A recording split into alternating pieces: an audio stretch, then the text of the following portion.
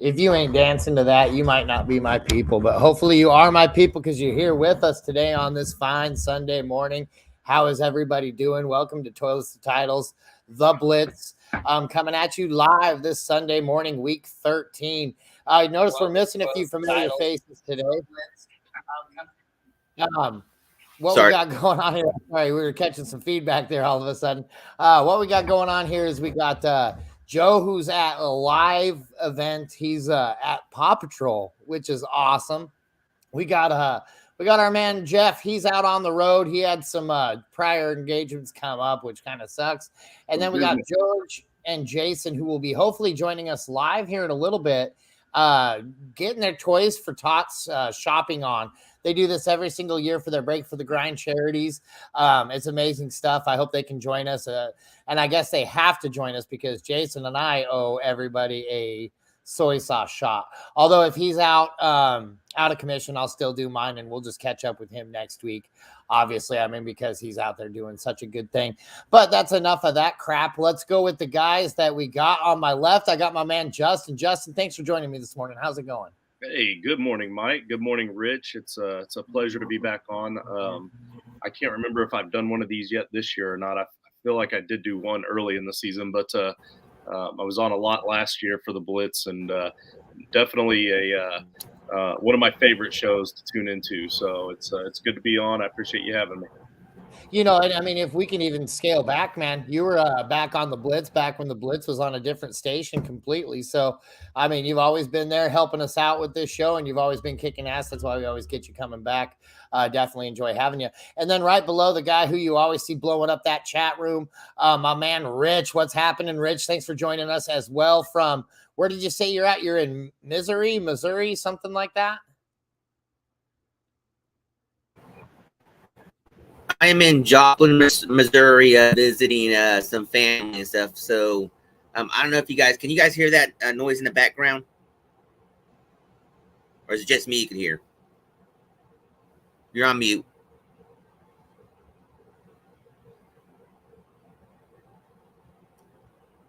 Mike, you're on mute. I was on mute. That's funny. No, I was saying we don't really count on too much professionalism here on the Blitz. So you're good to go, my man. We do catch a little bit of background noise there, but hey, we got you, so that's worth it. Well, I apologize. Like I said, I'm here visiting and everything, so Yeah, and it looks like you stole George's. I think I might be. Right. Yeah, the internet in Missouri is apparently as good as it is in Eastern Florida. We'll just go ahead and kick this. We'll kick this guy off, and we'll get this thing going. Real quick, just make sure you guys are following us at toiletstotitles.com, where we have the best. We got the best content. We got the best videos. We got the best articles. Just the best stuff you can find on the internet. And I mean, I'm telling you, they have everything. We got IDP. We've got Dynasty. We're starting to get into Dynasty season again, which is my favorite time of the year. I actually don't mind the fantasy football season, but I just love the Dynasty off season so much that I almost look forward to it more than I do. Like, I like the draft. Like, the NFL draft to me is almost like the draft of fantasy football used to be for me. So it's kind of it's crazy how that thing goes full circle. But again, you're going to want to keep up on that site and get that going in there. We got Christmas squares going, $5. Make sure you player B square, get on with Coach Sheps right there. And also we got another thing going on right now. We're currently going $2 for every sub will be donated to St. Jude's between now and December 25th. We're getting the hashtag trending. Let's break Coach, because it's $2 every time, and that comes out of his pocket. So let's do it. Let's make this guy go broke. Let's see if we can get like 1,000 subs. What's happening, Justin? And Jason is going to double whatever we raise as well. So we can also hashtag break Jason as well. So yes. Yeah. I mean, and he's already homeless. So, I mean, we can just, it's kind of like kicking a dog while he's down. Let's just do this. Let's keep it going. Let's keep it piling on those guys. While you guys are doing that, hop on that Patreon at www. I can't believe I said that, at patreon.com/toilets to titles. I think www. Dates you clear back to 1984 or something like that, back when you used to have to reiterate what that was. But you're going to want to get on there. Yeah, like I said, you got all kinds of great tiers. My favorite tier is the $10 one. Gets you that free entry into the Frankenstank, which is huge. The Frankenstank's such a fun, good time. Everybody's doing it. Why aren't you? Get on there. Get in there. And guys, that's enough of the intro. We're going to go ahead and get this started.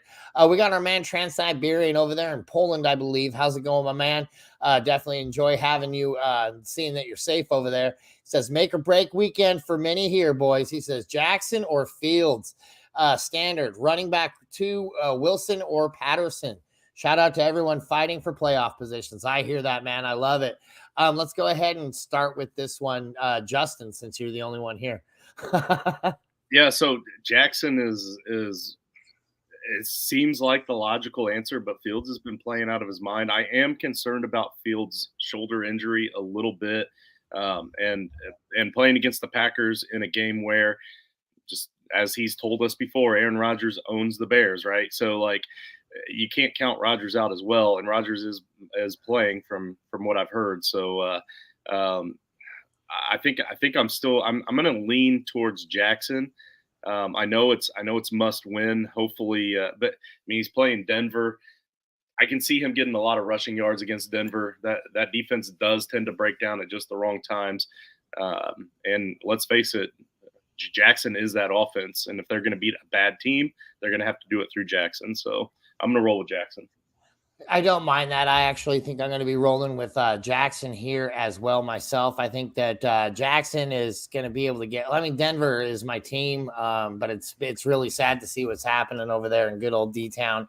It just hasn't been good. So it's Jackson for me. I like what Fields has been doing, but I do fear that the Packers are just going to go in there and decimate him. And I think when you get Aaron Rodgers rolling on offense, that defense can get rolling. Although if there's anybody who's going to kill the Aaron Rodgers connection, is going to be Justin Fields. But I just feel like his shoulder injury is going to hold him back just a tiny bit. What do you think, Rich? Yeah, I'll go with Jackson too. I just don't know what to expect from Fields right now until I see him this first week. So I like it. Now, on the other end of that question, and we'll go ahead and let you start this one out, Rich. Who are you starting between Jeff Wilson and Cordarrelle Patterson? Man, this is actually a lot tougher than you would think. But if I had to choose, I like what Patterson's done as far as in the receiving game the last couple games too and everything. But I still have to go with we expected a bigger output from him last week. I'm going to roll with them this week as they're playing against 49ers. I know it's a tough defense and everything, but he knows their defense. He knows the offense plays and stuff like that. So I think he will take advantage of that this game. Yeah, I like it. Which one would be easier to change up? So like we have Coach McDaniel. Mike McDaniel's down there. He has Raheem Mostert. He has Jeff Wilson. So he has that running game that used to be in San Francisco, now in Washington.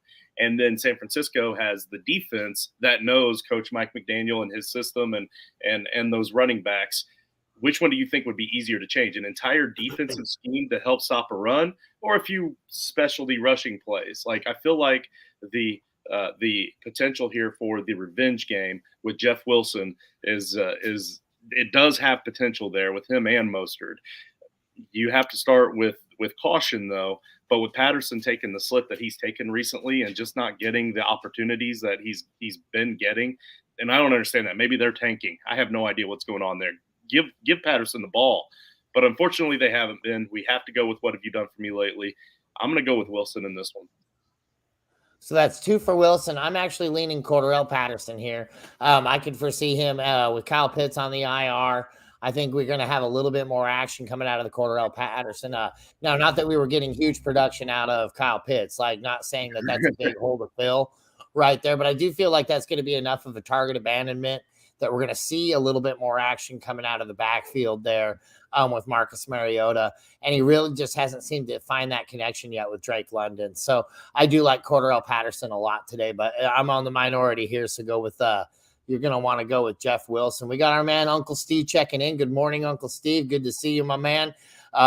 Definitely always love hearing you. And then we got Trans-Siberian saying, Jason and Frito back together again. I think he meant to say Justin and Frito, which he does actually correct himself on I've been that called one. worse. Not much worse, but I've been called worse. Jason's almost as bad as it gets right there. We got our man Bobby Trees checking in as well. He says, great day in the morning. It's Bobby Pigskins, aka Bobby Trees, aka the Ham Man, which you're the Ham Man because you chose bacon or ham over bacon, which is still makes me question your life choices there, Bobby Trees. What you got, Rich? Hey, real quick, I kind of wanted to go back to the comment Justin was talking about the 49ers defense, knowing the 49ers offense and everything. Here's the one thing that you kind of got to go back as far as with me, one reasoning for me for Wilson is they're not game. Look, they know Wilson and everything. They're not game planning to stop Wilson. They're game planning to stop Tyreek Hill, Waddle, and everything. So Yeah.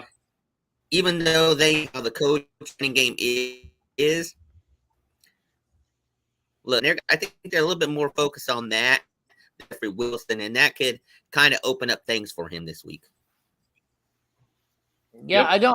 I don't mind it. You know, I think Wilson could get a good edge right there. I just feel like I see Patterson maybe having one of those 2 touchdown games. As a matter of fact, if I would have been on a Dash of DFS, unfortunately I had a Christmas party I had to go to last night, I would have actually been telling you that Cordell Patterson is in a lot of my DFS lineups today because like I said, I have a good feeling he's going to be able to get cash in a couple of touchdowns there. Bobby Trees also says Geno at the Rams or Carr versus the Chargers. Justin, lead us off. What do you got here? Ooh, okay. I think I'm going to go Geno here just because the Rams are that bad. Like Carr's obviously, I mean, Carr is what Carr is. Like he hasn't played great this season. He hasn't played up to what we expected he was going to play this season. But he's also not played bad. I think he's going to be your consistent. He's probably he's probably not even your better floor though, honestly, because Geno's just been playing really well. So that Rams defense is just bad. That Rams offense is bad right now, which means Geno's going to get better field possession, field position, just everything. Like I go with Geno. I like Geno. What do you got here, Rich? Yeah, so this is a real good one. Geno versus Rams and Carr versus the Chargers. Both defenses are not at their top level. They're actually both underperforming as not expected and everything due to injuries and just outcome of other things going on. I'm gonna go Carr in this case because I think this game will be more of a shootout than Geno in the Rams. Yeah, I don't mind that either. I think what I really like about Carr is what he's been able to do the past couple of weeks here. He's been really kind of picking it up as far as finding Devontae Adams and things like that. Then they've actually been stringing together a couple of wins, and Josh Jacobs been playing like he's on fire. So I actually like Carr versus the Chargers today. Geno versus the Rams, I think that's going to be a pretty decent matchup as well.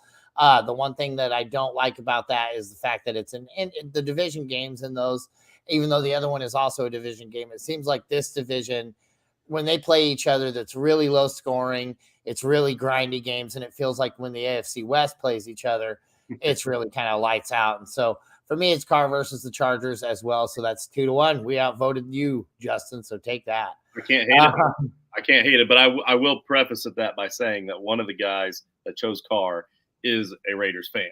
He was decked out in all Raiders stuff, looking like he's in Raiders Stadium. I mean, come on, like I get it. Our man Dustin saying, "Morning, fellas." He's also in 2 leagues: win or lose, or lose and snooze.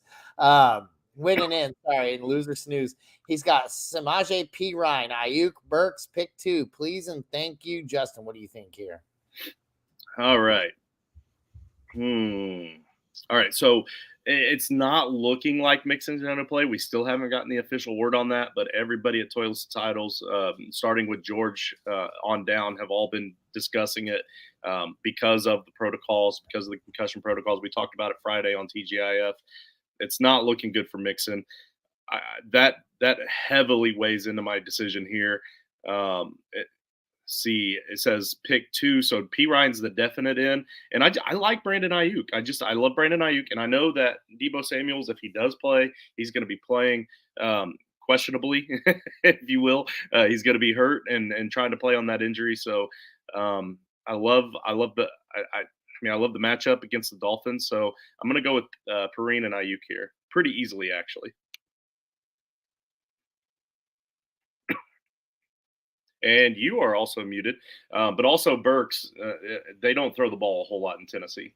They haven't been throwing the ball a lot, but when they're throwing the ball, I feel like they've been throwing it to Treylon Burks. I do like Treylon Burks a lot today.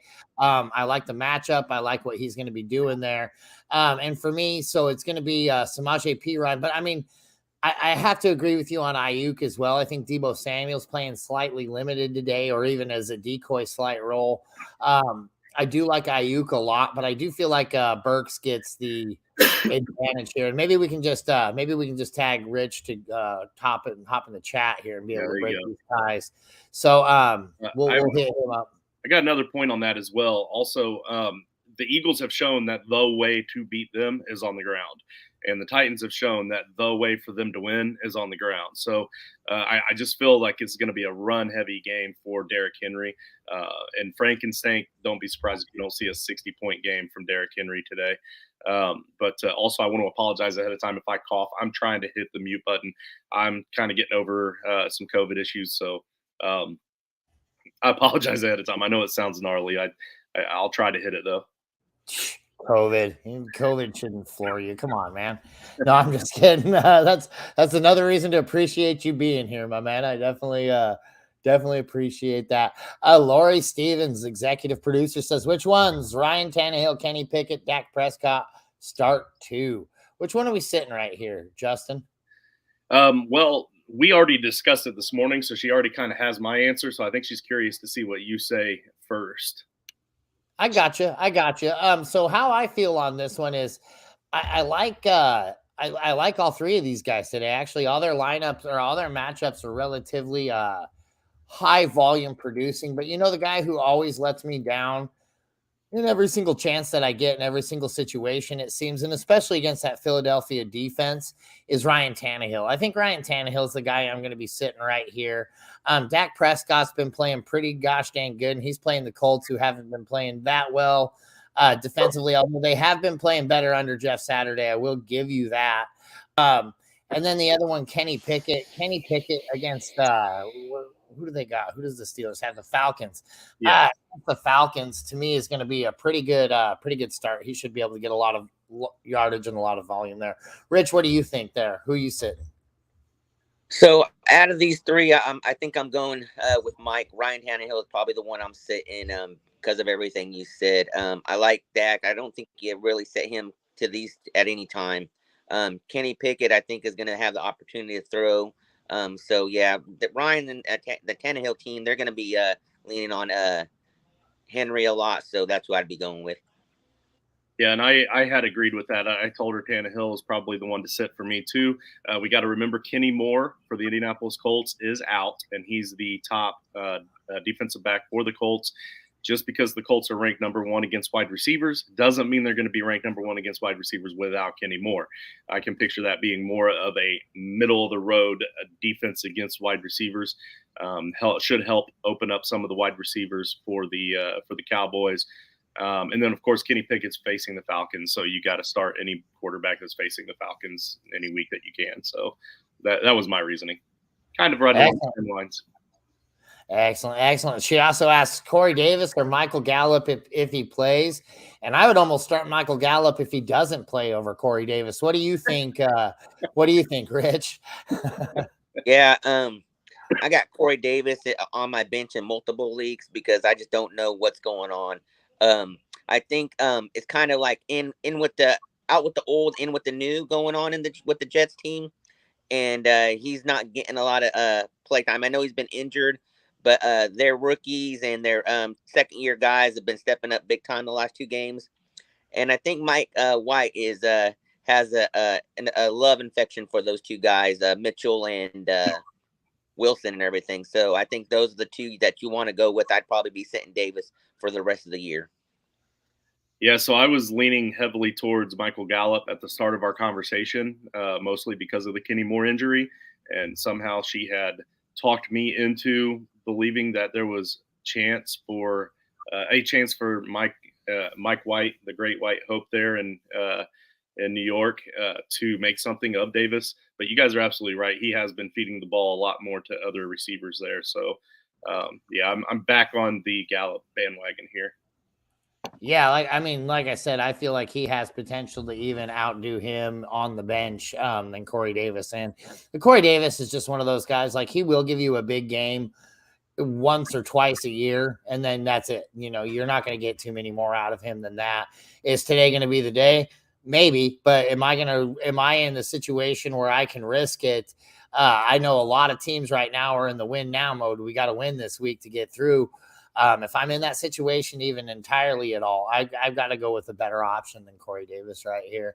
Our man Joe Clark checking in this morning. What is happening, my man? He says Dameon Pierce or Jeff Wilson Jr. at flex this week. Justin, what do you think? Who you starting? Well, I think Joe Clark, you need to send me your address. I got something for you, buddy. I got a little something special. We had something accidentally shipped to our house that I know you will love. So, so send me your address. I'm gonna send it out to you. A little Merry Christmas. How about that? Let's see, Dameon Pierce or Jeff Wilson Jr. So Dameon Pierce does have the better matchup, obviously, because the 49ers have the best matchup in the league. But now I'm trying to stall here. Okay, yeah, well, of course, the Browns, the coveted Watson return game, right? So I'm hoping that this game is absolutely ugly for Deshaun Watson, and I hope that they really pour it on deep and heavy on that guy. And I'm hoping for a good close matchup. I hope it's a good revenge game for the entire Texans team, and I'm going to go with Pierce on this one, just for that reason, just because I want to see it so bad. But also the matchup, just like everything we talked about earlier, like you still want to start Jeff Wilson as anywhere you can, but sometimes it just doesn't make sense. And I don't know if we're just kind of reaching on this one if we start him over Dameon Pierce, because the Browns' run defense is not all that great. I mean, it's not bad, but it's not great. Yeah, I agree with that. What do you think there, Rich? Yeah, I'm on. Dameon Pierce hasn't been stellar the last 2-3 games. It's almost like he hit that rookie wall and everything. But in the same token and stuff, I like his matchup better than I like Jeff Wilson. Even though I like Jeff Wilson on that other question, I think in this one it's a little bit closer, and I think I'm gonna take Dameon Pierce in this case. Yep, and I'm agreeing with that. I think Dameon Pierce is going to see, like, we've seen nothing but, I think, like, what has he got in the past 3 weeks? I believe 8 combined points or something like that. It's been abysmal for Dameon Pierce, but I do think we see a really big uptick coming back from him this week here. Give me Dameon Pierce, because I think we're going to see a high volume, high scoring game out of him today. And how weird is it that we got Houston at Cleveland at the very first game? But what you got, Justin? I want to go first on this next one. I'm volunteering. Oh, gotcha. It's not weird at all. That's the politics of how Roger Goodell runs his league. Yeah, I kind of agree with that. Joe Clark says Sutton or Thielen at wide receiver too. Justin, what do you got? Never Sutton. I went through the what do you call it? The bathroom board bets that we made preseason, and I updated them all a couple of days ago or yesterday or something like that. Yeah, it was yesterday because I was supposed to be studying biology. But anyway, so great choice. That's right. You got to prioritize. So I updated the bathroom boards, and there's a bet where because everybody on the team thought that Cortland Sutton was going to be something this year, and 3 of you, I can't remember who it was, so maybe not you guys, but 3 people on the team said that he was going to be a top 30. I lowered it all the way down to 30, and I took no, he was not. Right now, he's currently right at wide receiver 30. Okay, he's been a disappointment again. Like, even if I lose because he finishes 28th to 30th or whatever, I'm fine with it because I proved my point. Cortland Sutton is not that great. But also, a lot of that also has to do with the fact that Russell Wilson also isn't that great. But I'll still take it. But never. I think everything around it has to do with Russell Wilson. I don't think anybody expected to see such a drastic drop in productivity coming out of a guy. But no, you win this one. You win this round, Justin. What do you think here, Rich? Who you starting? Yeah, so Justin, you're right, but it's not Sutton that's the reason why he's there. It's the quarterback issue and the coaching and stuff like that. Sutton, if it was just an inkling, 15% better play out of the coach and Russell Wilson would be doing a lot better. He is a go-to guy and everything. Now, I'm not a Denver bandwagon by no means or anything like that, but Sutton was the guy you had to pick in this case, knowing at the beginning of the season what was going on and everything. In this case right here, Sutton versus Thielen. Let's see, we got Denver playing who are they playing this week? They're playing Denver. the Ravens. Yep, the Ravens. Yep, they're playing the Ravens, and the Vikings are playing the Jets. Jets defense is a little bit they've been performing a lot better, and I think that whole team has a breath of fresh air underneath them all, and they're all stepping up. I don't know if you guys have seen the latest Twitter feed where all the Jets players are wearing a Mike White Lightning T-shirt and stuff like that, and stuff like that. And I mean, it's like a breath of fresh air there and everything. So I expect that whole team to step up. So in this case, I am going Sutton because Thielen might not have a great game against this Jets defense. Now, also remember, Sutton's been out all week with an illness. So it's just like a bug or something. Like, he hasn't practiced all week. He has been determined that he is going to play, but he also hasn't practiced. So that's kind of something else to think about as well. I heard he ate bad Thai, so I think that he'll actually be coming into this contest 20 pounds lighter than he was. No, I'm just kidding. I made that whole thing up right there. I'm going Thielen right here. I can't sit Thielen. I do think that Jets defense has been playing off the chain, but I don't think that they're going to be able to slow down that offensive hurricane that is the Minnesota Vikings. I think Kirk Cousins has been playing pretty well, and it's not prime time, which gives him another uptick because nobody will be watching him, and that's when he typically likes to shine. Joe Clark with one last one here says, in another league, he says Wilson Jr., Brian Robinson, or Fournette at the flex. I'll leave this one off, man. Brian Robinson had a ton of usage last week. I really liked what I saw. I think Fournette's going to be taking a back seat to White before too long if he keeps up injury and stuff like that. But I do like all three of these guys, but I'm leaning Brian Robinson. Rich, what do you think? Yeah, I think in this case right here, I'm going Brian Robinson too. Fournette is still coming back from his injury and stuff. And I think like what you said, I think White is kind of earned a little bit more opportunity to be in the starting lineup with Tom Brady. So I think it's going to be a mixture between there. We'll have to see how the game goes. But Brian Robinson had a great game last week. I think he even had a touchdown last week. Ever since he wore that big ass hat, he's been having some decent games and stuff like that. And I like his opportunity in the situation. On top of that, Gibson is expected to play, but he's battling injury too. So that might lean with Robinson and get a little bit more touches. Yeah, man, this is one of those situations where I have to try to decide if I want to stretch, because you guys know my love for Jeff Wilson Jr., man, and I'm trying to stretch this thought process in my head. Do I want to face him against that tough 49ers defense in the revenge game and bench Brian Robinson, who's on the up and up right now? And I think the injuries with Gibson and his downslide is what's going to give me the edge here. I think that Brian Robinson, just the opportunity shares alone, should be enough for him to have a heck of a game this week. So, or maybe not a heck of a game, but at least a pretty solid game. I think he's probably got the best floor here. Just as Rich said, old man Fournette coming off of a hip injury, and then Wilson against that matchup. Both of them have potential floors that could be really bad. I think the floor for Robinson is much higher.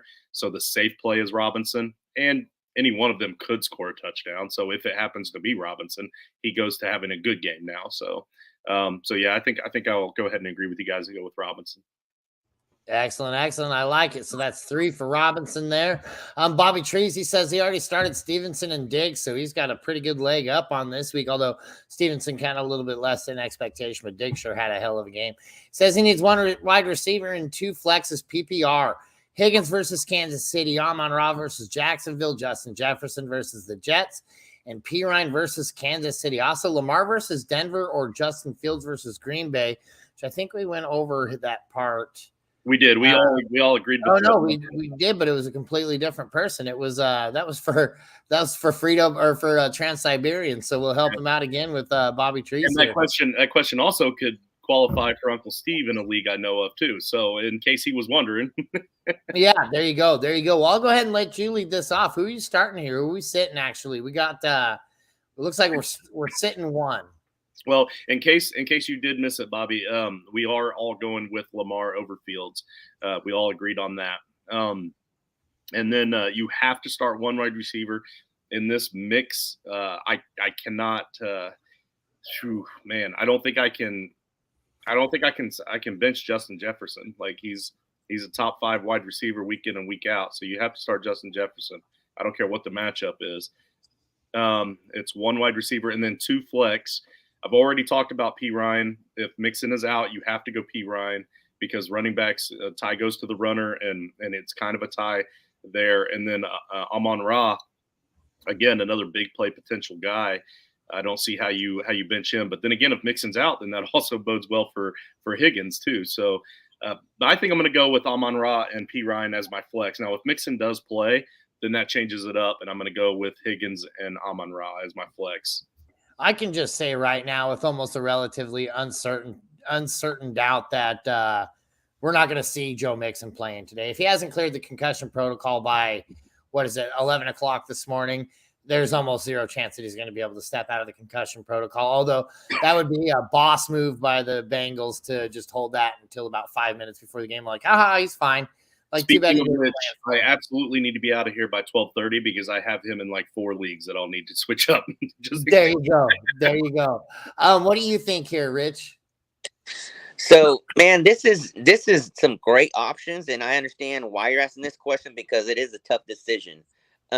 Chase is expected to be back this week. He is, and the fact that you have P. Ryan and Higgins, that you have to start. Normally, you wouldn't want to start 2 players from the same team, but you're playing against the Kansas City. This is going to be a high-scoring game. Yeah, we think so. Yeah.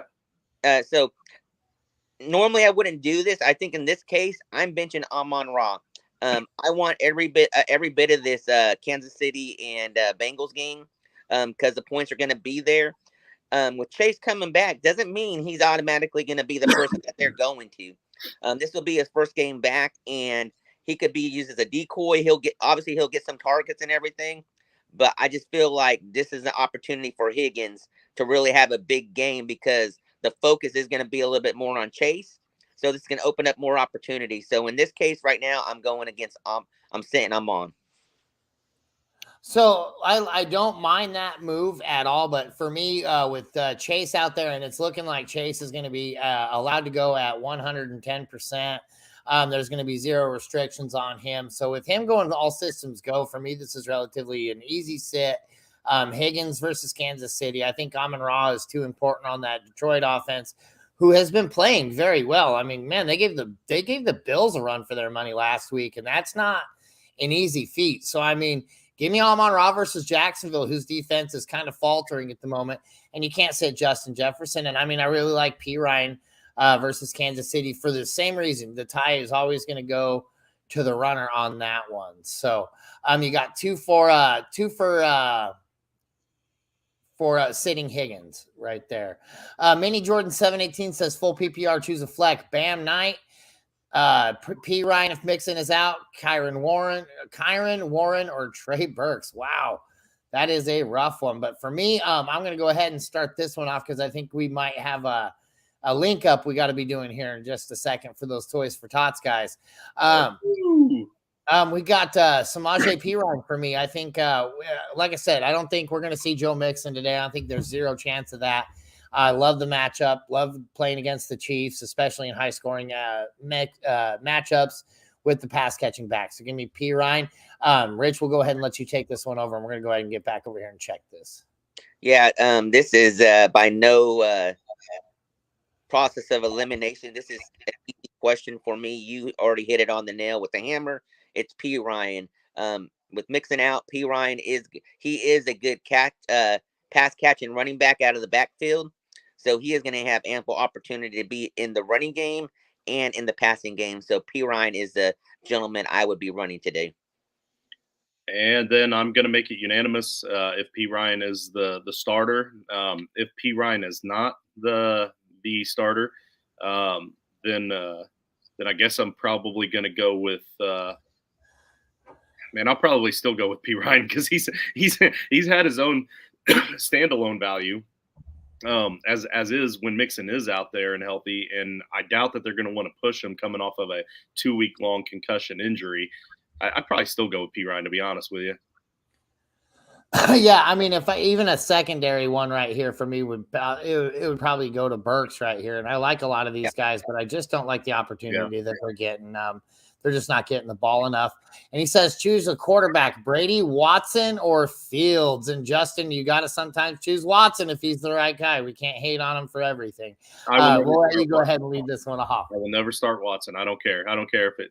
Hey, I love it. I love it. Look at that. Woo! This is going to be terrible, dude. Let's see. Who does Brady have this week? They're playing the Saints. Actually, that may not be a horrible matchup for him, and it's prime time. I love those prime time games. I am still a little bit worried about Fields with that shoulder. I don't think he's going to run as much. It's his non-throwing shoulder, so it shouldn't affect his passing game as much. But let's see. But against the Packers, though, and I think I'm going to go with Brady here. Even on the advice, if you throw out the fact that I would never start Watson, I understand that there's people out there that care more about fantasy football, and that's what we're about, and I get it. That's awesome, but Deshaun Watson, his first game back in nearly 2 years, he's not played football in almost 2 years. Like, I know it's going to bode well for the run. I feel like the Texans, even as bad as their defense is, they should be able to focus on the fact that he's going to have to run the football, force him to throw the football, and see what you can do to shake him up. I think they can slow him down. I don't think he's going to have the huge game that everybody seems to think he's going to have coming right out of this suspension. So I think I'm going to lean Brady here. I don't mind that. I like Brady this week. I'm going to go ahead and actually – I feel like the narrative is set up for a guy wanting to prove himself. And again, I don't condone anything the guy did. I don't think that I think in the world, this guy's probably a real piece of shit. I wouldn't want to hang out with him or anything like that. That said, it's playoffs week. I want to win some fantasy championships. I think Watson playing against Houston, who's got a pretty terrible defense. I think I'm going to be starting him because I think in a revenge narrative, this guy can really light it up. And again, it's not a morality thing for me. I don't want to start the guy, but I do want to beat my opponent this week. What do you think there, Rich? Yeah, I understand every aspect you guys are saying, but this is a fantasy football show. This is a fantasy football question. With all that being said and everything, yes, Watson is going to be rusty. His accuracy might not be there, but you know what he can do if his accuracy is not there? He could run the ball. Yep. When this guy plays, he is a top 5 fantasy QB, even if his passing game ain't on.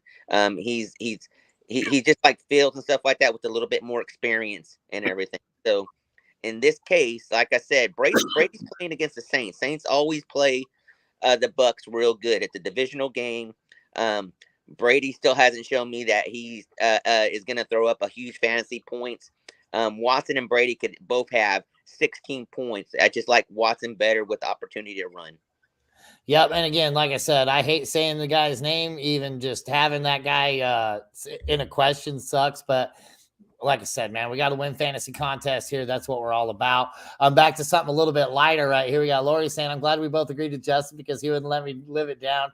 If I went with something different, he was right. And it's so funny how this shit works right here. And sorry to keep saying that, but it's like, so when I give my girlfriend advice in fantasy, it doesn't matter who it is that I tell her to bench. Like if I tell her to bench, I should almost have a separate thing where I have people that I tell my girlfriend to bench so people can start them in daily.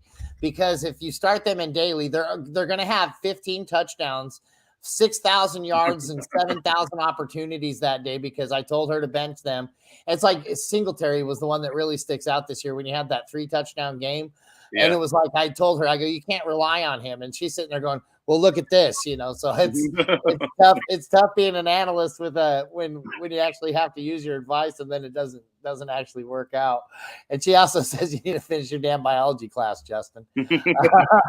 Brandon Williams says, morning fellas, currently has Waddle at San Francisco, Keenan at Las Vegas, and Flex and Lamb versus Indy with Lockett at the Rams and Devontae versus Tennessee on the bench.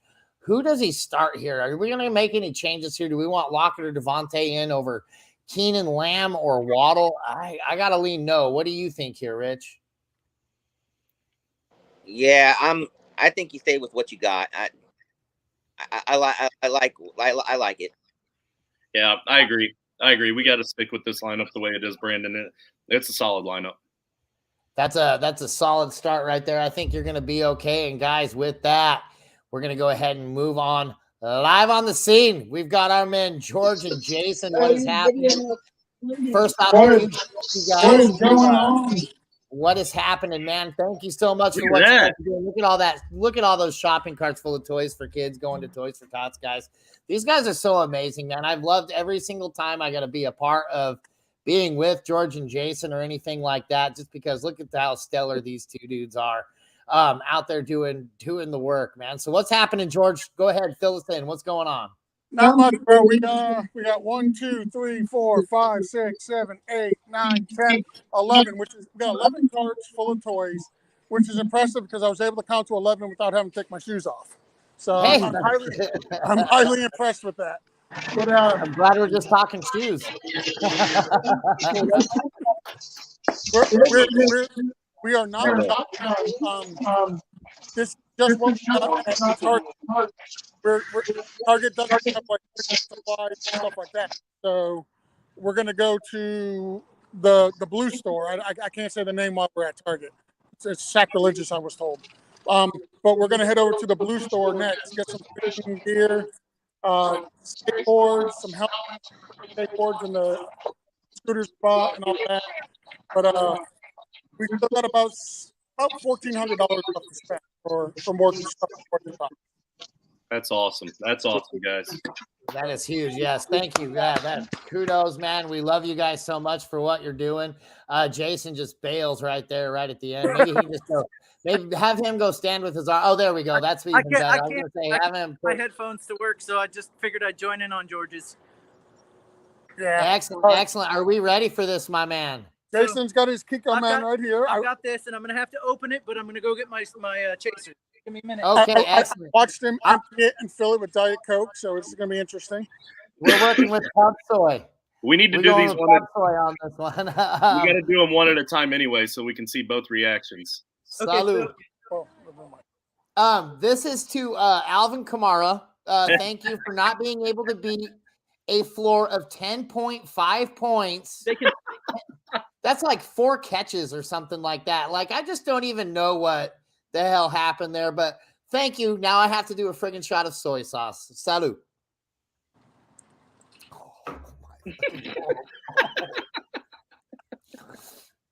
Okay, straight no chaser. We go ahead and man that up. Man, I might be ducking out here in a couple of minutes to throw up, but we made it. Woo!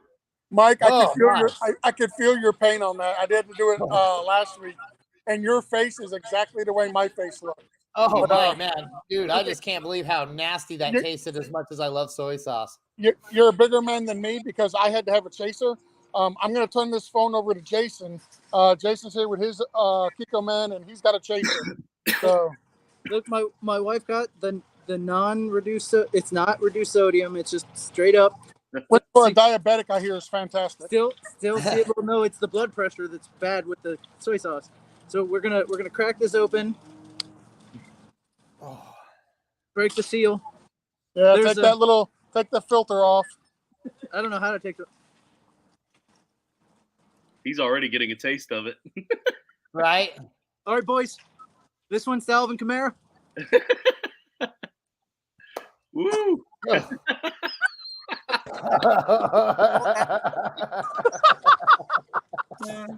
Oh God! I should have opened the Dr. Pepper first. Oh. That was Oh, nice. And Alvin Kamara and the Saints I can't say out loud because we'll get kicked off YouTube. But Now, I have a question for Justin and Rich. Was that pleasant, guys? Because I feel like for me, it was very pleasant. it was very enjoyable. Very enjoyable. so, hold on, I want to get back on this real quick just to show how much of the bottle I actually drank. No, you're good. You're good. That was definitely a full shot. I feel like, yeah. Yeah, he drank a good amount. No, you're good. And you're doing great things for kids right now today. So and you have high blood pressure. So I feel bad enough for winning this bet, but not bad enough that I wouldn't do it all over again. Hey, you know what? Those 2 shots were for Uncle Steve. And Yeah, that's true. That's right. That's true. Hey, and I want to say one thing real quick. Jason, George, hey, hats off to you guys. What you guys do every year for this is amazing and a blessing to you guys know this. It's a blessing to everybody that you guys are going to touch. And I really do appreciate what you guys do just in general, not with just us, but outside of us. What you guys do is amazing, and I really do appreciate you guys. Thank you, Rich. Appreciate that. Thank you, Rich. Yeah, no, definitely being able to call you guys friends for as long as I have. It's always good to see this day coming, man, just because it reminds me of why I put up with you guys for 363 other days of the year. No, I'm just kidding, man. One love. I really appreciate what you guys are doing over there. One of these days, I'm going to have to make it over there and join you guys. Absolutely. You're welcome anytime. I don't know who's going to run the blitz if you do that, but we'll make do. Oh, we got our man Justin. We got our man Rich. We got Toilets to Titles. If anything, is a deep bench, man. We can just keep starting people on the 5 and be kicking ass no matter what. So to back up what you're saying, like we're down 4 hosts today on the blitz, and you guys are still running it better than if the other 4 hosts were here. So I hat off to Justin and Rich there. Appreciate you guys stepping in. We've got all these bags of stuff we got to get into this U-Haul. We got to get over to the blue store, and then we got to go drop it all off, and we got to do that by about 2:30. So we're gonna jump off here, but we had to jump on for the shot. That was priority. Absolutely. Well, for those about to rock, we salute you, George. We appreciate you so damn much. You guys take care and just keep us posted as you go throughout the day. Make sure you guys are following this guy on Twitter, him and Jason. Make sure you're listening to Break from the Grind, because if you're not, you're seriously missing out, and I'm questioning most of your life choices. So episode 100 coming up soon, right? Yes, and Justin's going to be on episode 100, and we've got a special episode that has been in the making now for quite a while. So. Yep, absolutely going to want to check that out. And once again, guys, we'll go ahead and let you go do your thing, being out there changing the world in a positive way. George, thank you one more time, man. Appreciate you guys. Guys, appreciate you. See y'all later. Yep, take it easy, my man. And to your point, it is kind of funny how they can do these great deeds this one day, and it's good enough to last all year, making them seem like they're good guys. Right. Somebody had to point it out. That's how good the deed is, though. Yeah, that is true. Yeah, you can actually pull that off if you're these guys. We got our man Brandon Williams. He says also has Rashard White over Christian McCaffrey at night. Is this the right move? PPR. Justin, what do you think here? Oh, George is back. So let's go ahead and answer this question, and then I got a present for you guys. Ooh. That you're gonna absolutely enjoy. And I enjoy this. I hope it's not a used open bottle of soy sauce, but Kiko man, half gone. So also have Rashad White over CMC and Knight. Is that no? You got to go CMC here, guy. Yeah, don't overthink this. They're going to have to score points somehow against the Dolphins to be able to match that offense. You got to start CMC, Brandon. Yeah, look, you didn't draft CMC to have him on the bench over White and have a Knight over them and stuff. Look, I know he hasn't been stellar the last game or something like that, but look, this game, Dolphins and the 49ers. Look, if it wasn't for the Bengals and the Chiefs, would probably be the game of the week too and everything. So this should be a high scoring game. The Dolphins can light it up in an instant, score 25, 30 points in just one half. And if that's the case, look, 49ers are going to have to score, and CMC is going to be part of that. And not to mention the backup running back just went down again. He's out for several weeks. Debo's hurt, so he's not going to be able, even if he does play, they're not going to try to run the ball with him like they usually do. They're probably going to find more ways to get Ayuk involved, more so than Debo. So those extra runs aren't necessarily going to be Ayuk. They can be, but the run is going to be focused around CMC. Yep, I agree. I think you're overthinking it. You're going to want to get CMC out there, just the high game potential that guy has. And then you got Leonard Fournette coming back this week that's going to eat into Rachaad White. So as much as I like Rachaad White week in, week out, especially in a PPR, I got to go with CMC here for sure, just because the opportunity's way, way too high for that to happen there. Let's see here. Next one down. We've got Dustin again saying, in his other league, start Pickens or Burks, or if Georgia, we'll just go ahead and stop when George pops back in to see what the gift is. He says in his other league, oh, there we go. We'll go ahead and pause. Pause, Dustin. Sorry. What's that, George? So I wanted to, well, I didn't want to, but I want to brag. I don't raise wimpy kids. My son told us that he would do a shot of soy sauce today as well on the show. Ooh. So he's going to join us right now to do a shot of soy sauce. Yeah. And the real story here is that your kids are with you right now doing the shopping? Yeah, my son is, and his girlfriend, and my wife, and Jason's wife. That's awesome. Great that's awesome. Great work. This is my son, Alex. He's never been on the show before, but he's 20 years old, so he's an adult. And he's made an adult decision, which may be a poor decision in life, to do a shot of soy sauce because screw Alvin Kamara. I don't know who that is, but screw you. Oh, man. That was a man shot right there. That was a man-sized shot, dude. And you notice his face, he didn't flinch at all. Like, he took that shot like a man. I don't know if he's going to college or not, but he could do some damage at some parties. So what concerns me is I think he's a serial killer now, because only a serial killer can take a shot of soy sauce like that and not even flinch. No, that's a pretty fair point. Very impressive. So kind of concerned, but yeah, he yelled at me when we signed off earlier because he's like, "Hey, I was waiting for you to let me know so I could do the shot of soy sauce." Yeah, you got to pass it around. I said, "Well, that's the case." I said, "Let me jump right back on." I said, "Those guys will pause the show for this." That guy's like, I put down a bottle of soy sauce, at least 2 a day. Come on now, let's do this thing. Thank you to your family. So I've got to say, we are talking about a guy who started shopping with pocket burritos. Like, he had literally burritos in his pockets, wandering around the store. So anybody who has pocket burritos, I believe, can take a shot of soy sauce without flinching, and I'm pretty proud of him for doing it. Yeah, that's awesome. Pocket burritos is the way to live life. The pocket burritos thing is a fact. He did show up with 2 pocket burritos. He ate them both. And then he chased the pocket burritos with a cheese pizza from Pizza Hut while we were here. So he's an animal. That's all I got to say. Yeah. That's awesome. That's better than Napoleon Dynamite's pocket tots. So, Alex, you got anything you'd like to say before we get out of here? No? Okay. All right. I'll let you guys get back to the show. I figured that was worth interrupting, and you guys would all enjoy this. That's a fact right there. One love, George. You guys take it easy. Thank you again, Alex, and thank you again, Jason, for providing us with that there. So the entertainment value is here, but this is the worst start-sit advice that we've ever had. Ever. This is what happens when we lose half the team when the blitz goes off the rails. We got in his other league, he says start Pickens or Burks. He's leaning towards Pickens against Atlanta. I like it. I think I'm leaning Pickens against Atlanta too. Justin, what do you think? Yeah, I agree. Start Pickens. And what about you, Rich? Yeah, let me come off mute real quick.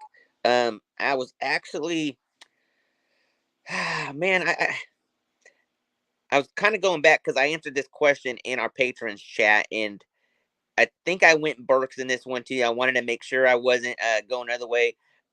Look, they're playing against the Eagles, Titans and everything. I think Coach mentioned something about Slay maybe shadowing Burks.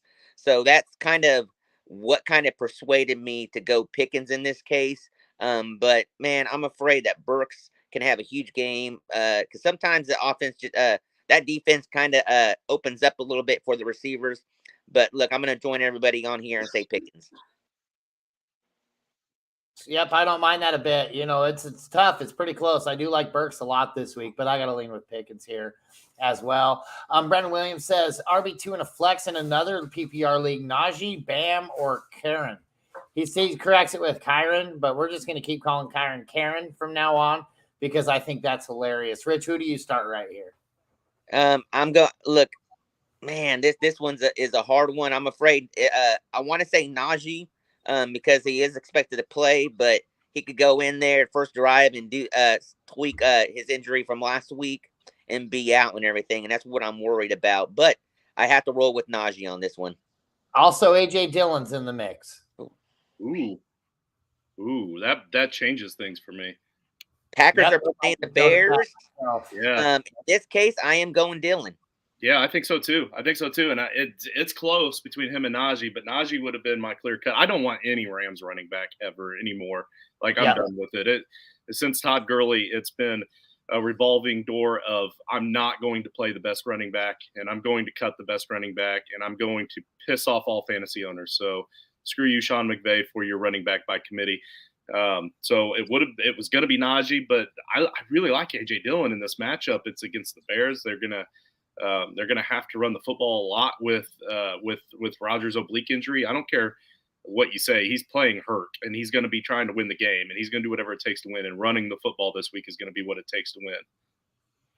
Yeah, I like Najee here. I don't mind the Dillon call right there. I mean, Dillon got involved last week, started actually looking like the guy we drafted him to be right there. So for me, though, I am good with Najee here, but I think I'm outvoted 2-1. We got our man Chris's videos checking in. What's up, Chris's videos? He says Patterson or Pacheco this week. Rich, what do you think here? Who are you starting, Pacheco or Patterson? To me, this is the easy one. It's Pacheco. And it's hard for me to say this because I haven't been on the Pacheco bandwagon at all, but it just seems like he's getting more involved every week. Now Rojo played a little bit last week. Freaking man, the other running back's name slipping my mind. McKinnon. I know PH is out, but McKinnon. McKinnon. There you go. But you have to go Pacheco based off the matchup that they have with the Bengals. This is going to be a high-scoring game. Is going to have the opportunity in this game. I want, like I said it before, I want every piece of this game that's be playing. I like it there, Justin. What do you think here?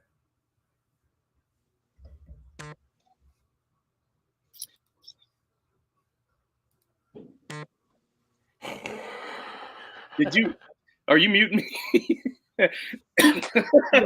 So in games where they have a neutral game script, they tend to throw the ball a lot more than they run the ball. And most of that is due to their early not being successful with the run early in the season. But in this particular game, I would say with it being mostly a neutral game script, they probably are going to steer clear of the run, but there's going to be so much passing that Pacheco is still going to get heavily involved. I think I'm going to agree with you on this one, Rich, but especially if it's a PPR. If it's PPR, I'm going to go with Pacheco. If it's not PPR, I may lean a little bit more Patterson just because I think that they're going to throw the ball a lot more in Kansas City. But I think a lot of points have to be made, and you want, just like you said, you want any piece of either of those offenses that you can get unless you have a much better option, and I don't think the Patterson's that much of a better option. Yep, nope, and I agree. I like Pacheco a lot this week. I think he'll be able to get the job done. And the volume should be there. I do like Patterson. Like I said, he's high up there for me this week. It's just I like Pacheco on that offense because they're going to have to maybe slow the game a little bit down because it should be a high-scoring affair. Yeah, we all agree with you, man. None of us feel like we want this guy out there. And I'm really quick there, Justin. I apologize. I'm used to helping out with mutes on Jeff. And so when you were going out, I was coming back in on that one. So I'm not used to muting this much, but I'm coughing so much that I have to keep muting and I forget that I'm muted. Yeah, no, it's so easy to do. I do it every 3 times a show. So Chris's video says Cousins or Herbert. Justin, who do you take here? Ooh, I need to see. Man. So Cousins, on paper, like you think that he's got a decent matchup, but the Jets are deceptively good at defense.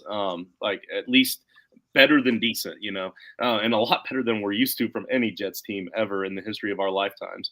But Herbert is playing the Raiders. I'm sorry to say, but Rich, I love you, buddy, but that Raiders defense just isn't wowing me or wowing anybody, and it is a divisional game. Herbert's going to show up, and he has his weapons back, right? Like both Keenan Allen and Mike Williams are playing, right? So I'm pretty sure Mike Williams might be out again. I don't know, but that's a kind of a revolving door. They've got more than capable backups stepping up, just like the Raiders do it with Matt Collins. But I'm going to go with Justin Herbert here. I agree. And did anybody else catch the subliminal flip off right there that he gave Rich when he said he's sorry about the Raiders? Who do you got right here? I didn't mean to. I wouldn't do that to Rich. Well, at least not on accident. I thought he was telling me I was number one in his heart. Yeah, hey, I'm going Herbert too. Look, I'm a Raiders fan, but I'm also a fantasy football player and everything. I have Herbert in multiple leagues, and I said it earlier. Jets defense is gonna give the Vikings a little bit of a fit, and Raiders defense might give Herbert a little bit of a fit, but he's also going to be able to score against that defense too. So, yep, nope, I like it. I think I'm good with Herbert here as well. He also says Wilson Jr. or Pirine. This has been a question kind of coming up, but I think this is the first time this combination that's actually come up. Rich, who do you think on this one, Wilson Jr. or Pirine? That's easy for me, Pirine. Yep, Pirine for you. Yeah, Pirine. And if Mixon's definitely playing, it's going to be a tough decision, but we're all pretty confident he's not. But if he does play, then I would. This is one of those where I would stretch it and I would play Wilson against the tougher 49ers defense. I like it.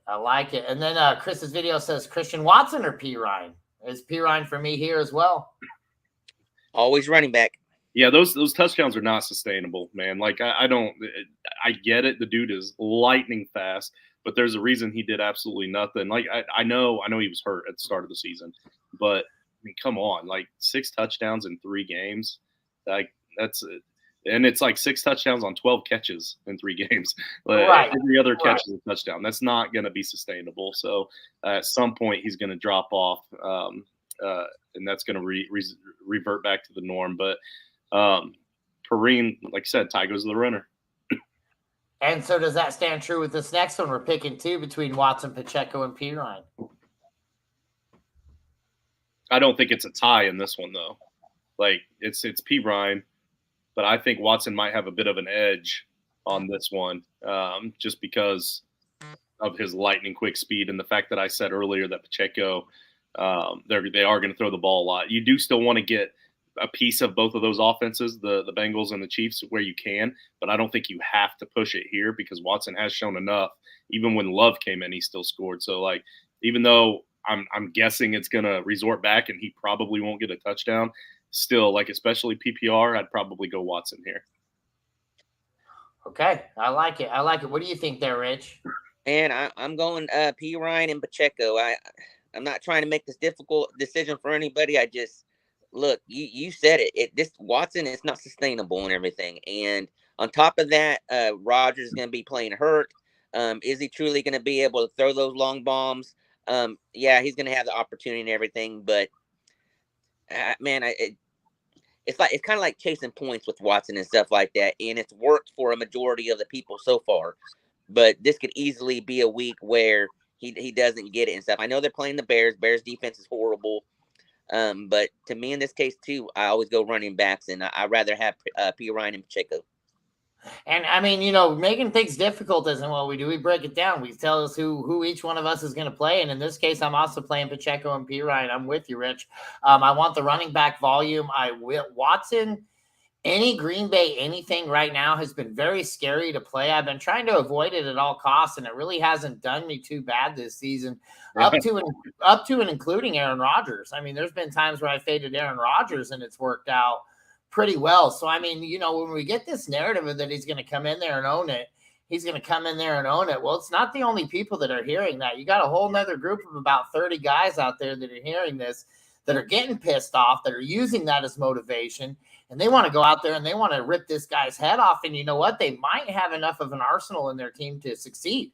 So, I mean, I wouldn't count on that team being walking into Chicago and just doing what they want. Chicago has been a different team with Justin Fields picking it up with leadership. So for me, it's also Pacheco and P. Ryan. I don't mind the Watson play, but I'm a Watson fade this week for sure. I'm with Rich on that. Chris's video says Burrow or Fields today. And let's go with you, Justin. What do you think on this, Burrow or Fields? So because of that shoulder injury, I have been a little bit down on Fields, and because of the matchup as well against the Packers, I feel that that's a defense where you've got to be able to run as a quarterback to be able to really take advantage of your matchups there. So there are about 5 or 6 quarterbacks that I'm confidently starting due to matchups and potential game script over Fields, and Burrow is one of them. So I'm confidently starting Burrow in this matchup over Fields because of the high scoring potential. I agree with that 100%. I think Burrow's the guy here. I think Burrow's going to be probably my number 1, 2, or 3 quarterback of this week under Patrick Mahomes for sure. But that's going to be pretty close to about it. What do you think, Rich? Yeah, so a couple things here real quick. Now, the Bears are pretty much out of making the playoffs or any, and maybe not. They have a fair chance as anybody else, but I don't think the Bears would be putting Fields on the field if they didn't think he was 100% healthy or even 90% healthy to go out and do what he does. He is a running quarterback, and that's what he is. He's a running quarterback. Okay, let's be clear with that. But I think Fields could still rush for 160 yards, have 2 touchdowns, and Burrow's going to do enough in the passing game in this matchup to match that. And I'd rather stay with a healthy QB instead of a running QB that could get injured during the game and everything. So I in a roundabout way, I'm just throwing that all out there, but Burrows is my choice. So I've been trying to look for that particular shoulder injury, and I've not exactly seen it officially reported, but everything that I read before was that they were saying that they thought that it was an AC joint injury. So it's a lot like Dalvin Cook's injury that he has every single season with his shoulder that keeps popping up. Like, yeah, he's 100%. Yeah, he's going to play, but it's a pain tolerance thing when he gets hit on that shoulder. So that's the part that concerns me. Like, I get what you're saying, and I agree. If he can run, he's going to run. But as soon as he takes that first big hit to that left shoulder, is he actually going to run? You know, like, it's like, oh, damn, maybe I should have thrown that one away.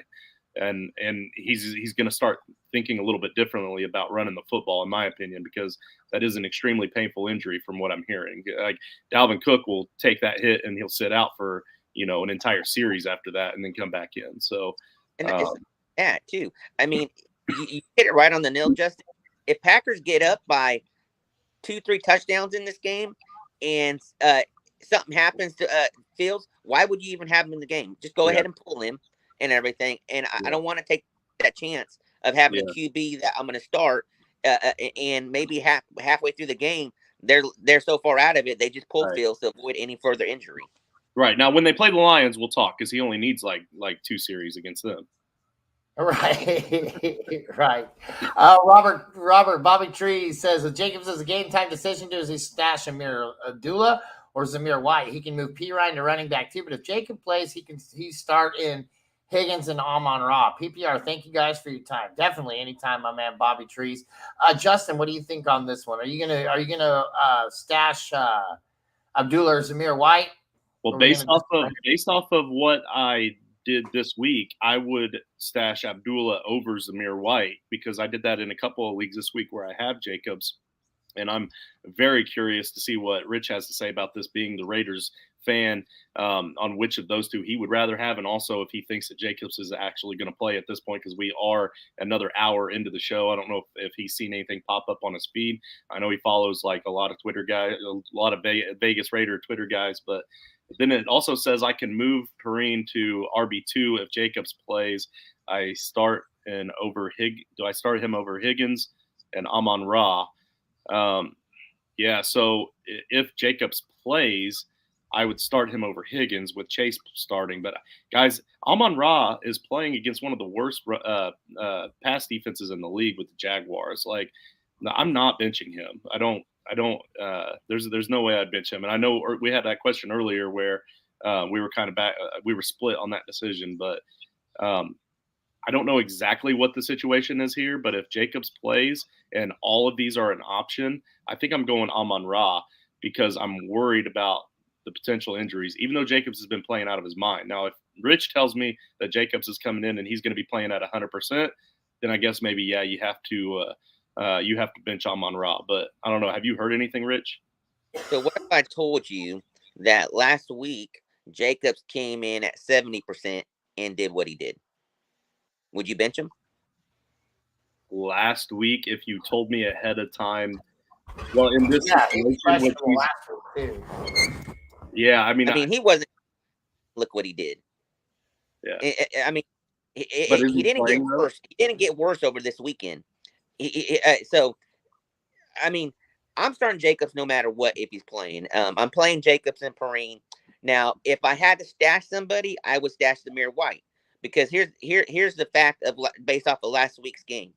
Zamir White came in relief for Jacobs on first and second down, not third downs. When Abdullah came in on third down plays, Zamir White came in. And every time Zamir White came in, I don't know, he just ran for 11 yards every single time. Okay? So, with that being said, Zamir White is Jacobs' backup. Abdullah is a change of pace back.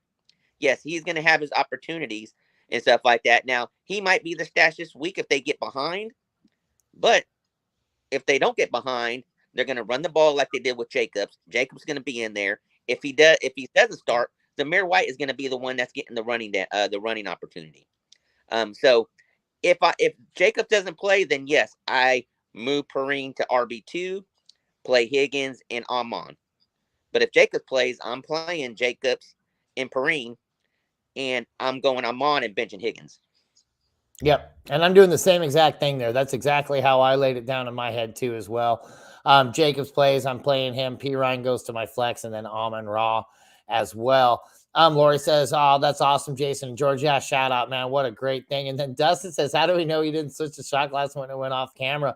For all you guys know, it was Jägermeister. And the way you know it wasn't Jägermeister is because I didn't throw up all over the place. I used to be a Red Bull representative way back in the day, back when Red Bull was just first hitting the United States. And I drank more Jägermeister than a guy can care to ever hope. And as a matter of fact, I got banned by multiple people from ever drinking it ever again because one night I drank almost an entire case of Red Bull and a whole handle of Jägermeister. And since that day in like 2002, we haven't revisited that drink. But yeah, no, it was for sure soy sauce. I would rather do a shot of soy sauce than Jägermeister. So that job isn't one of them that falls under the dirty jobs monogram, does it? Right. Well, and also like I obviously you haven't been paying attention because I'm not that smart. I would never think to do anything like that. That's brilliant. I wish you would have said that last week because I would totally do that if I would have thought of that. But just not with Jägermeister, like syrup or something yummy or something like that. Chris's video says Herbert or Dak today. Rich, what do you think? Herbert. Yeah. Herbert. I like it. What do you think, Justin? Yeah, I agree. Yep, and it's Herbert for me, hands down. I do like Herbert a lot today. I feel like I said, he's going to be one of those top three guys as well. Lori says, would you drop J.K. Dobbins and pick up P. Ryan and Frankenstank? Absolutely. Go get it. Go do it now because you got other Frankenstankers watching with you. Are you in my league? Really quick. Hurry up, Lori. Do it now. Do it now. So no, I wouldn't do that. Still available right now is amazing. So I would be picking up him quickly. Yeah, no. That particular division has been the one that's been difficult to keep a lot of players in. So there's that out of the 5 division, that's the only one that's not extremely competitive. Gotcha. Fair enough. No, I was making sure it wasn't mine. Yes, do this immediately. Now that I know that it's not in my league, yes, go do that. I'm like, how in the hell did my league sleep on this? But no, there's no way. Brandon Williams clarifies. He says, sorry, he needed a running back 2 and a flex between Dylan, Najee, Bam, or Kyron. And I think this is pretty easy for us. It's going to be AJ and Najee. What do you say here, Justin? Isn't that what you landed on as well? Yep. AJ, Najee. What about you, Rich? Yes, sir. Yes, sir. I love it. And then Bobby Trees just want a little clarification on Lamar over Fields. Lamar over Fields very easily. Okay, so I feel like we already said that, so maybe he's asking for like reasoning. Yep. So if that's the case, then my reasoning on Fields, I've already said it here multiple times, is the shoulder injury, and I don't think he's going to run it quite like he was running before. It's against the Packers, where your quarterback needs to be a little bit more mobile. And then on the Lamar side, I mean, the matchup isn't horrible. I kind of like Playing the Broncos. What's that? They're playing the Broncos. Yeah. So I kind of like the matchup, and I know they have a tough defense sometimes on paper, but I think the field position is going to be in favor of Lamar, and everything has to go through Lamar in that offense for them to be successful. So, and I know it has to for Fields as well, but if they're both pretty close to equal, I think I'm going to go with the proven vet. And the fact that he doesn't come into the game with a slight injury designation, to me, is kind of the other thing that gives him the uptick, gives me the thumbs up on Lamar Jackson over Fields. I mean, we're essentially talking the same exact quarterback, almost the same exact situation. I mean, if you look, I mean, it's hard to say who's better, Darnell Mooney or, Devin Duvernay or something to that effect. I mean, to me, we're talking about names that are on teams that are just not very good. Cole Kmet, Mark Andrews being the one exception to the rule, but Denver's actually pretty decent about covering the tight end. So we're almost on an even playing field. Give me the guy that's proven. Give me the guy that doesn't have the injury designation coming into it for sure. So I can understand why he has this question, because let me break it down this way for you. And this is I probably shouldn't be doing this, but so if you sit here and think about it, Broncos are playing the Ravens. This is going to be a very low scoring game. And maybe not a lot of offensive being generated from both sides of the team and everything. So I could understand why he's wanting to maybe question Fields over Lamar on this situation. And I totally get it and everything. But it comes back to what we talked about earlier and everything. And that is, would you rather have Lamar for a full game or Fields for a half a game if that ends up happening and stuff like that? So look, this could easily go. Fields could easily outscore Lamar this week. I understand that and everything, but I want to make sure I have a QB that's going to be in the whole game based off of field status right now, injury status, however you want to call it. So I am going Lamar over Fields, but I hope I didn't make that complicated. No, he just wanted the clarification. Like I said, it was all three of us were on board for the for Lamar on that one. Lori did mention she did get him. That's awesome. Enjoy, reap the rewards. Right there. If Sam Darnold smoked the Broncos, Lamar will float over the top of them, destroy them, get them done.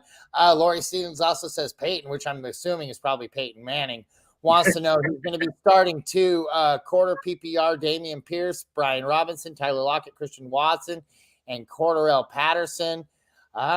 Man, for me, it's the two running backs right there out the gate. I'm going to be starting Pierce and Robinson. What do you think here, Rich? Yeah, a quarter point PPR. I'm going running backs in this case. Dameon Pierce and Brian Robinson. They'll have the opportunity. Look, they're all great choices, but I'm going both running backs in this case. Yeah, so tell Peyton Manning you're going to set those guys in there. Dameon Pierce, Brian Robinson, set it and forget it, and have us on a show with his brother. Come on.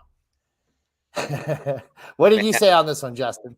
But yeah, I was going to say, for what it's worth, I think I'm going to tend to lean towards agreeing with you guys. I think Cordarrelle Patterson is really close there. I mean, they're all really close. I think this is a tough decision across the board, but I'm gonna lean in the same direction as you guys and go with Pierce and Robinson as well.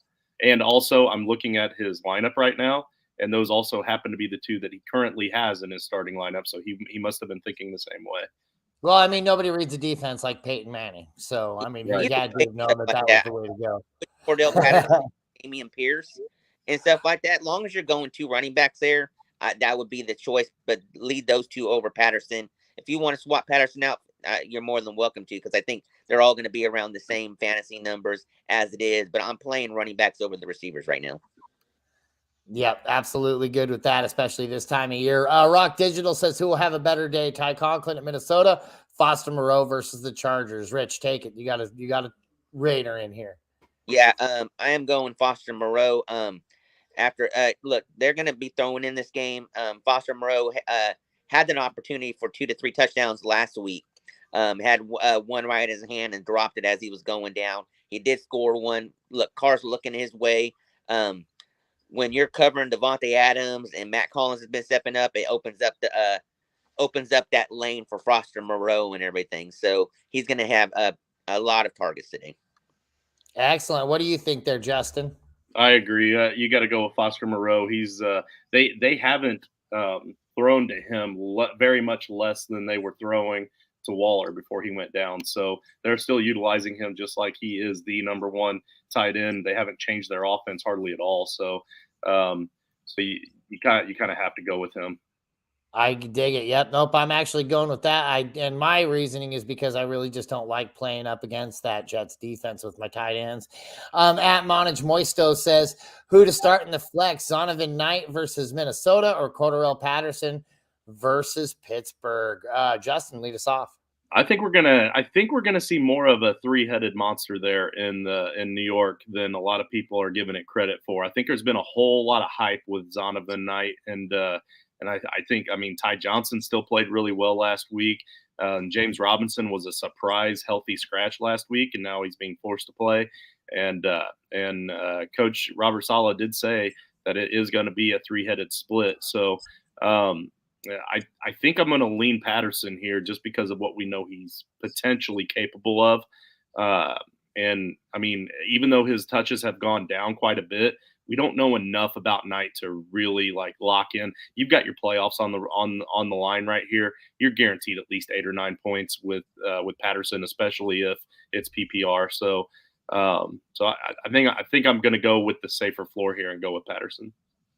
Awesome. Yep. Nope. I like that too. I think I'm leaning the same way. I think Patterson is going to be your better bet for volume and opportunity. And Rich is giving us the thumbs up, saying move along. He agrees on that one as well, Montague. We got one more from Twitter here. Says Jar989 something. Asking one more time. Garrett Wilson or Damian Pierce at his flex tomorrow in a PPR fantasy football league. I'm going to go ahead and lead this one off. For me, it's leaning the running back, Damian Pierce. I expect Damian Pierce to have a big game today. I don't see why he won't. Rich, what do you think? Man, this goes against everything I've been saying this whole show. But, man, I like Garrett Wilson in this matchup, man. He freaking lit it up last week and everything, and I think he's going to have another stellar game and everything. Gosh, dang, I can't believe I'm going against my everything I've been preaching this whole show. But in this case, just this case right here, I'm going Garrett Wilson. Man, I did not want to be the tiebreaker on this one. Oh, man. Woo, boy. Okay. So first off, you say you're asking one more time. So here's the hoping that you win this match this week so that you can ask this question again next week. Because next week is playoffs, right? So, oh man. So I Mike White's going to throw the ball a lot, and that Vikings defense is not very impressive right now in the secondary. But Damian Pierce is going to run the ball a lot. If you don't have a coin close to you to flip, then this is what I'm going to say. PPR, go with Garrett Wilson. Not PPR, go with Damian Pierce. It is PPR, so you're going with Garrett Wilson on there. Garrett Wilson, and I apologize ahead of time. Breaking news just came across that Jacobs is playing today. Awesome. We all expected it. So, yep, expect another pretty decent workout load for him. Justin, you said you had a question for us as well, correct? Oh, yeah, sure. So I already started Stevenson. This is the same league as Peyton Manning here. We're kind of tight, so it's 0.25 PPR. And I have Saquon going against Washington that I feel like I just can't bench, even though Washington's run defense is the toughest matchup that I have going here. So that means I now have 2 flex spots I have to fill. And I have it down to Zeke Elliott, Tony Pollard, both going against Indy, or Jeff Wilson at San Francisco. And you guys know my love for Jeff Wilson at San Francisco, so I want to make sure I'm not looking at this through rose-colored glasses.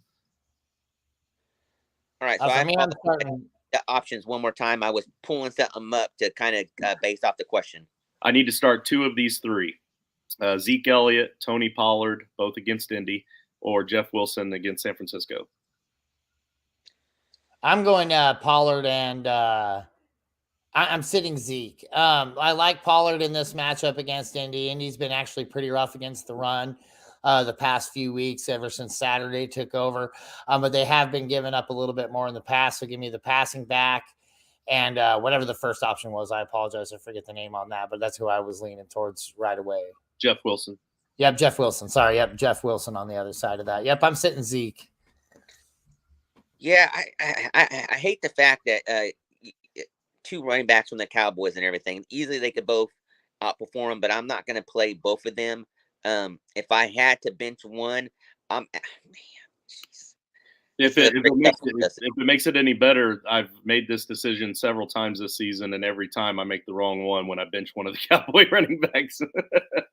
Well, that doesn't make it easier. Cowboys are playing against who again? Remind me. The Colts. The Colts. I am playing Jeff Wilson and Zeke Elliott. All right, excellent. So you guys didn't help me at all. Let's move on to the next question. Glad we could hurt. We got Bobby Tree saying Austin Hooper or roll the dice on Taysom Hill PPR. You know, there's times where I like to roll the dice on Taysom Hill. This is not one of them. Although I don't like Austin Hooper a whole lot. He has seemed to be getting involved at least in enough, like to 4 to 5 targets per game over the past 4 weeks. Give me Austin Hooper here. Justin, what do you think? This is the kind of game where I want to roll the dice with Taysom Hill. So, I don't mind that. So now you're playing the tiebreaker onto Rich. Rich, what do you think? So, well, just real quick, Juwan Johnson is out. I don't necessarily think that means Taysom Hill plays more at tight end. I think that is more Adam Troutman comes in and plays more at tight end, but it's just one less weapon. So, like, I just feel like he's got to step up a little bit here and there. And their most successful games are when he's involved. I don't understand why he's not more involved. And it's PPR, so he's liable to have a couple of catches. But I just feel like on a straight, you know, if he plays as a wide receiver or whatever, he's bound to get almost as many receptions as Austin Hooper will. And he has a higher touchdown potential. So I'm going with the touchdown upside with Taysom. I like that. The reason I think that you don't see Taysom Hill as much is because he's really easy to game plan against.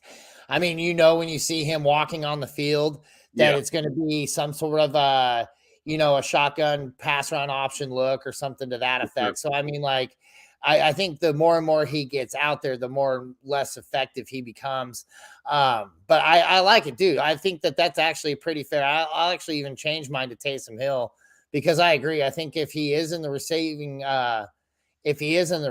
function of this offense today, he can at least get you 2 or 3 catches, which is all I've got for Austin Hooper. And then you got the option to run and pass. So what do you think, Rich? Well, I'm going to go against what you said as far as Taysom Hill coming out on the field and game and play. They already know about him. But the fact that Johnson is already out, that means Taysom Hill should be in the lineup more. So it's kind of going to be like, okay, well, I know he's in, but he's playing tight end. So that actually kind of, in a roundabout way, kind of schemes better for Taysom Hill because it's not always going to be Taysom Hill. And if he's in there all the time more than what he normally is, it's going to open up more opportunities for him because of the fact that he is on the field more. And it's not always going to be just at QB. It's going to opportunity at that tight end. And him being at that position, he could easily switch over. He could do some sweeps and everything. I like Taysom Hill with Johnson being out. Yeah, so I see what you're saying. So you mean like in a 12 offense, you got the 2 tight end set. Obviously, Troutman's going to be the number 1 guy, but that just puts him on the field more because he has to be. but that doesn't necessarily mean the play is going to the number 2 tight end. Exactly. Right, actually playing tight end in the tight end capacity, which is a rarity for him, but I can see what you're saying there. Right. For sure. We got our man Chad Roan checking in. He says, should he drop Kareem Hunt and pick up and start Ty Johnson or Elijah Moore for a flex standard league? Just playing now not to get the suck cup of my league. Oh, no. Oh, man. That's rough right there. I don't know. I feel like, man, I really like Kareem Hunt today. I think Kareem Hunt and Nick Chubb both feast today. I think I'm leaning Kareem Hunt here, but you can sacrifice me. Rich, you're nodding your head. Do you agree? Yeah. Look, I hate the fact that we're going to be part of this question and stuff like that, because now we might be part of the Suck Cup based off our answer and everything. Man, you're already in a position where you're at this point to be fighting for that Suck Cup trophy. I would actually, I'll put it this way. Man, this is very tough, man. I don't think I'm dropping Kareem Hunt. I'm still keeping him over the other two. So, okay, for me, for this, for the season, I want to drop Kareem Hunt and pick up one of those other guys. But for today's game, for this week's game, I want to start Hunt over those other guys, if that makes sense. But the downside is those other two guys could also have a decent game, and people might start to notice them, and they're not going to be there after waivers run. So you're playing to avoid the Suck Cup. So here's my answer. I want Hunt this week over those other two guys. But if you keep Hunt and you lose out on those other two guys, then you might end up losing in the playoffs because you kept Hunt. So I don't know how confusing that sounds. So if you're playing long run, you want to win. I don't know if they have a shit bowl tournament or, toilet bowl tournament, whatever, where the worst teams fight against each other for that Suck Cup. If that's the case, I'm going long term and I want to try to win week 14 so I don't have to deal with, the Suck Cup. And I don't want Hunt against Cincinnati in that situation. He did get 8 point, in a standard league, I guess it would be 7.2 against Cincinnati in week 8. And that was one of his better games. So I don't think that I want Hunt long term. So that's my answer. If it's only this week and you have to win this week to avoid the Suck Up, you're starting Hunt. Yep, and I mean, I don't mind Elijah Moore long term. I think Elijah Moore with Mike White out there is a huge advantage. You'll actually see him getting involved in that offense. But, I mean, I haven't seen enough of that yet to where I'm going to be leaning more towards what I've seen with Hunt.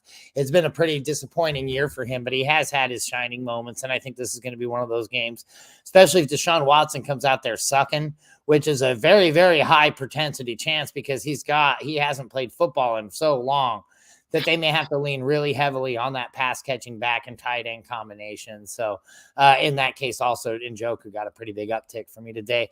Dustin Hetrich, and I'm not too sure how IDP savvy you guys are. I know I'm okay, but only because I listen to our shows on Wednesday and Friday and Tuesday from our man Nino and Jared. It says individual player question at safety, Jordan Whitehead from New York or DeAndre Carter Houston? Or DeAndre Carter from Houston from Chicago. Oh, DeAndre Carter Houston from Chicago. That's a really confusing damn name right there. He's a fill-in for Jaquan Brisker. I feel like I like Jordan Whitehead. I've liked Jordan Whitehead all season. I feel like he's been shutting it down, getting points, getting a lot of tackles. Do you guys, how familiar are you two with IDP? I play in a couple IDP leagues, but I'm not 100% IDP. Look, I basically when I go into IDP, I'm looking at who has the highest scoring projection and who I'm hearing from our guys a little bit more often, which doesn't help me in any of these ones right here. But what does help me is New York Jets defense or a player from Chicago's defense. And I am going to go with the player from the New York Jets defense. So here's my thing. I don't play IDP anymore. I was in a few IDP leagues. I can't keep up with it. I'm not very good with IDP. I can tell you who these players are, and I've seen them play. I can tell you that just from watching them on the field, I would say Whitehead because I've seen a lot more of him.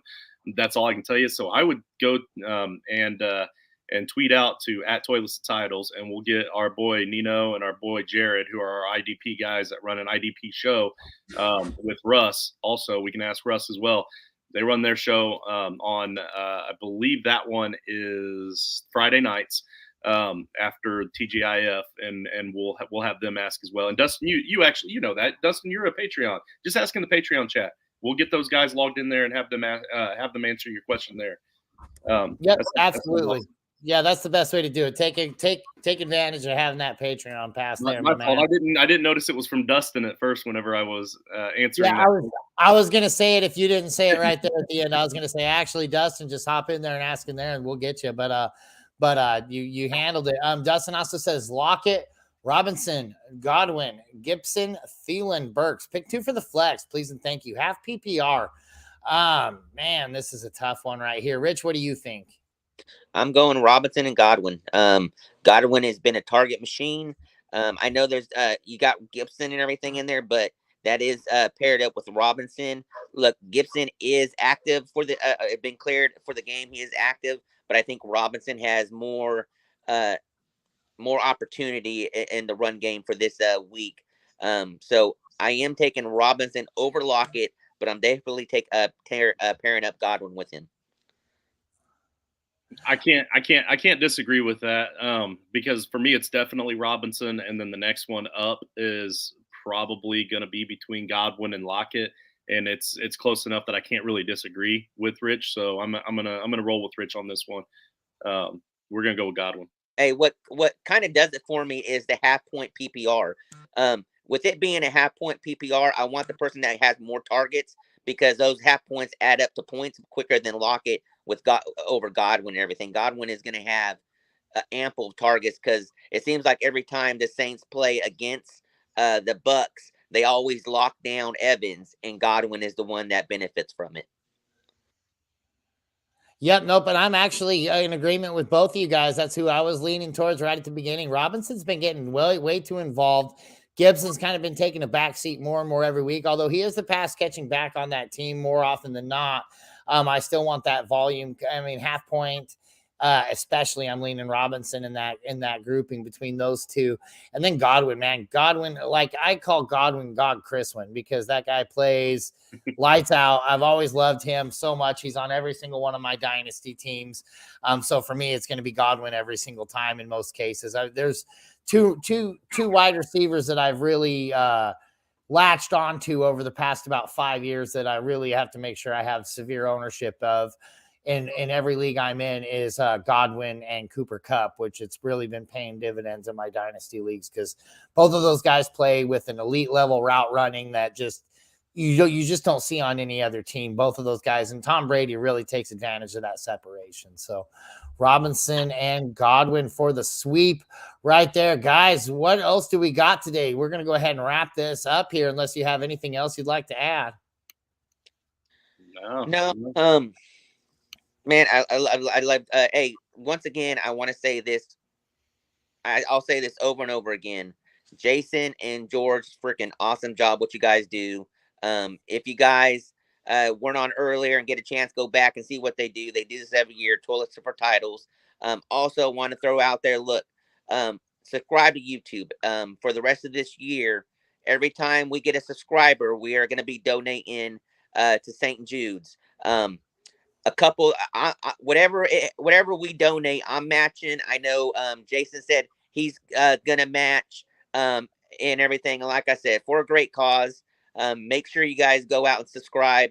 Not only do you help us, but you're going to help other people too and everything. So just want to throw that out there one more time. Wow. And so now we're changing the hashtag to break them all. Make them all go broke. That's now $6 per subscriber. So that's absolutely amazing. We do. I do want to say Sleeper did say that it is now highly unlikely that Joe Mixon will suit up. So, yeah, but I mean, we saw. I mean, if you haven't seen the concussion protocol cleared by now, it's a very slim to none chance that he's going to be in there. Just a reminder, guys, get those Christmas game squares from Coach. Make sure you DM him. $5 a square. I know that they had a lot of fun with the Thanksgiving one. Make sure you guys are hitting that like, subscribe on Apple Podcasts, YouTube, Twitch, Podbean, wherever you guys can find us, on Facebook, every other platform out there. We're in all of it. And make sure you guys are going to toiletsandtitles.com. We got the best videos, articles, the best in the business, man. I'm telling you. And like I said, that's every aspect. And Dustin, like I was saying, We got our IDP guys there. We got our dynasty guys there. We've got auction draft people. I mean, we've got every single scenario going on right there. We've got it covered. Make sure you guys are joining that Patreon, patreon.com/toilets to titles. I'm telling you guys, man, the tiers that they have on there are amazing. From $3, which is less than a cup of coffee every single month, all the way up to $20, which it basically puts us in your pocket. And that $10 gets you that free entry into the Frankenstein, which I'm telling you, it's so fun, man. We have so much fun with the Frankenstein, and it just gets better and better every year because we have the best team in the world cranking out idea after idea. Once the football season stops, we don't. We actually start working a little bit harder in that off season, trying to get stuff figured out. So get on there, get it figured out. And Justin, what do you got for us, man? Let's close this out. No, Steve, that won't count because it's done by the total number. But I love the way you think, man. That's awesome. Way to think outside the box. Right. That's how you make Coach go broke quick. Well, we would all do that if that were the case. No, I don't have anything else. I appreciate you guys, and thank you for letting me come on and join. And it looks like I'm probably going to be on for next week as well. So I'm kind of excited about that one because that one's going to be in the playoffs for a lot of the teams out there. And I don't know how long you run this show, but definitely one of the better shows on the network. So thank you for what you do, Mike. This is going on the 7th year right here, as a matter of fact, between platforms. It actually started out as Fantasy Football by the Fire. Me sitting next to my little fire in my garage with my dog, talking to absolutely nobody about football.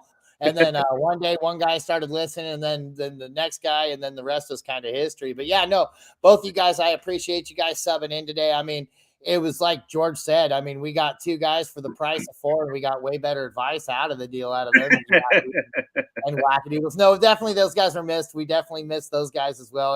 There's not a guy at Toilets to Titles I don't love, and not a guy at Toilets to Titles I don't appreciate or respect. And especially in that's not only in person, but in their fantasy knowledge as well. I mean, it's such a team to be a part of. But guys, with that, we're going to go ahead. We got our lineups to set here as well. We're going to go ahead and get on out of here. Thank you so much. Good luck this week. We will see you next week. Week 1 of the playoffs. Let's do this, baby. Let's go.